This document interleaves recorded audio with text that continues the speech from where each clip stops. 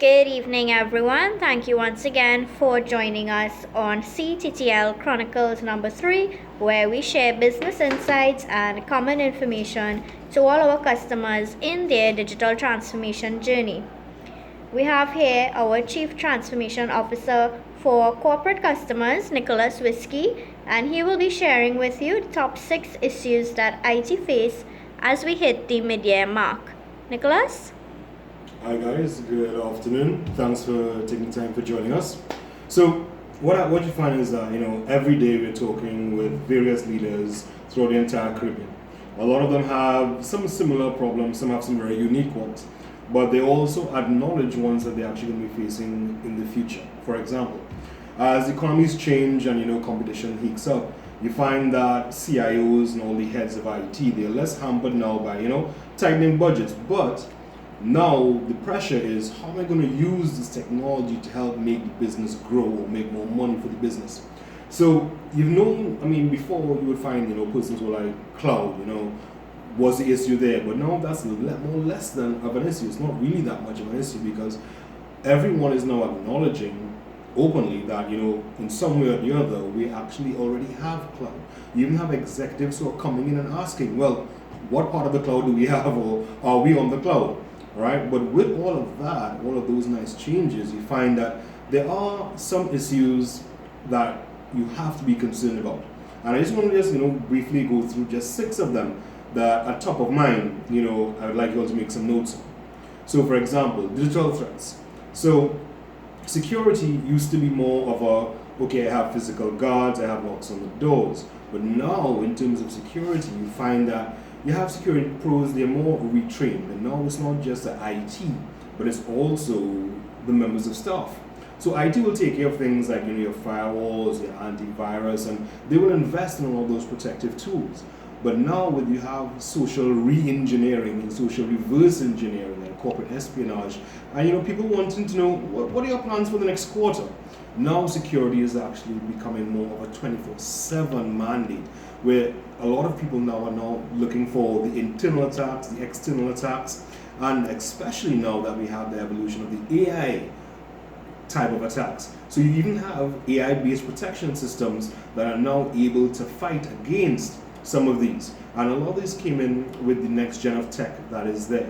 So, in those movies we used to see where a guy just drops his phone and it clones another phone and he walks out and like, yeah, that'll be real cool in the movies. Guess what? It's actually happening.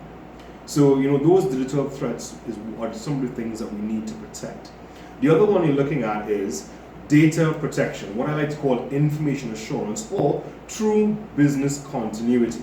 So you ask person, so, do you have a business continuity strat? They might say, yeah, we have one. When last did you test it?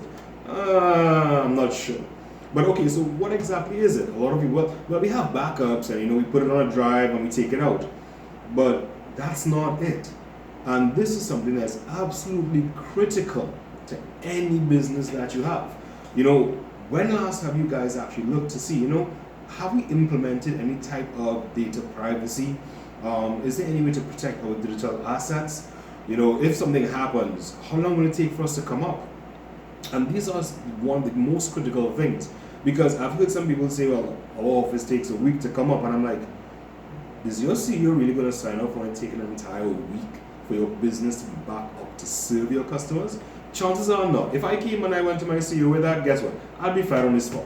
Because my customers will definitely be going to the next guy. So what do we really have in terms of true business continuity in the event of any type of disaster? All right? That is something that I would like you all to underline. The other part you're getting into is the skills gap. Now, nearly every company that we spoke to, they look at, IT readiness. Where are our guys internally from what's going on in the rest of the world? Remember, we are on a global scale now. No longer is it our nice CARICOM or Caribbean region. Everything is now global. So you find that some of the IT managers and IT pros now seeing, that self-inflicted, uncontrollable urge to, hey, what am I going to do next? How do I add value? What skill sets do I need? So now they're starting to look at, okay, what technologies do we have? What technologies do we need to go to? And how do we fill in the gap, that skills gap there? So more and more you find like, if A lot of persons, when you look in the newspapers or you look online, what a person's looking for is no longer just a master's or a bachelor's in IT. They're looking for specific skill sets. So that is where in the future, and when I say the future, I mean like now and tomorrow and the day after, it favors only workers who have a growth mindset. That's a personal growth and skills mindset. People who are continuously learning, continuously evolving. So we're looking at that more holistic individual to help manage, administer, innovate, actually apply what they've learned and improving that entire productivity level. So that skills gap is something that I recommend. Look at what persons want, look at what you have, and look at where you'd like to go. The other part you're looking at is that whole digital transformation and internal innovation. So, like one of the Gartner surveys, they were saying about 2/3 of business leaders actually believes that their organization needs to speed up in their digital transformation, or they'll face losing ground to competitors. And of course, competition is no longer, like we said, it's no longer local, it's no longer regional, it's not global competition. There's no country that you can't reach once you've transformed your business properly. And it's not just talking about transformation through technology, we're talking about your entire processes, the way that your persons interact with current clients, potential clients, how do you manage churn, how do you use technology to add value, how do you use people to add value, how are you being innovative in your business and in your industry. And the other thing, does your business actually have the right tools for your employees? For example, if one of your employees met a potential customer on the road, can I use my smartphone to actually bring that person into our fold? A lot of our new employees, they grew up tablets, phones, anything that they can touch screen, not like typewriters. A lot of people don't even know what a typewriter is, or actually don't even know what a true floppy disk is. But that's where we're at. So the idea is, this new workforce expects technology to aid them in doing what they need to do. It has to be in the workplace. They are tech savvy and expect the workspaces to actually reflect that. And also, if they want to do something for the business, they want to know that they have the capability and the right technology to be able to do that at a moment's notice. And then, finally, my last one, we're talking about trust. Now, 2018 was a year, and not in a good way, when we look at the number of publicized data compromises of companies around the world. And you think about it, it didn't stop. In 2019, it just continued. But we expect that persons, especially in the corporate sector, are going to start looking and treating customers' data differently. Customers want to be able to trust. How would you feel if your information was in the newspapers as just one of the many listed persons whose name, birth date, address, financial information just got put out there? Or what about your health information?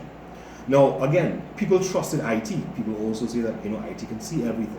So it's very important that IT does a lot, especially in terms of learning what it takes to protect our clients' data. Right? Now, especially seeing that we only have about 6 months to go, minus 2 days, it's important that we deliver wins for our business. So you can look at those 6 issues and see, where can I add value or deliver wins? So for example, just to recap, see what you find in terms of the new digital threats. Analyze your business and see, do we have a true business continuity plan? Where are our skills gaps in our department? Do we have any innovation, or what was the last thing that our organization came up with that customers were like, yes, that is great? Do we have anything? Can we think back as to when that last time was? Do we arm our employees with the right tools to be able to enable the business? And trust. How secure are we? What do we do? We want you all to be able to deliver wins for your business. And actually, we at CTTL here, we actually have 9 specific ways to help you drive your results. Now, again, these are just the top 6. There are a few more. And we're more than happy to sit down and talk with you to see, what your top 3 or top 6 are, and see how best any one of our solutions can map to help you get that win. All right? Thank you very much for your time, guys. We'll talk soon. All right, thank you everyone for joining us today.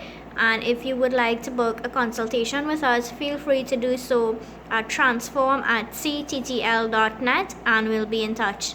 Thank you everyone.